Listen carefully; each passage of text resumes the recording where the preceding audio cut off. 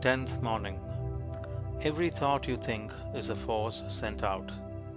Whatever your position in life may be, before you can hope to enter into any measure of success, usefulness, and power, you must learn how to focus your thought forces by cultivating calmness and repose. There is no difficulty, however great, but will yield before a calm and purposeful concentration of thought, and no legitimate object but may be speedily actualized by the intelligent use and direction of one's soul forces. Think good thoughts, and they will quickly become actualized in your outward life in the form of good conditions.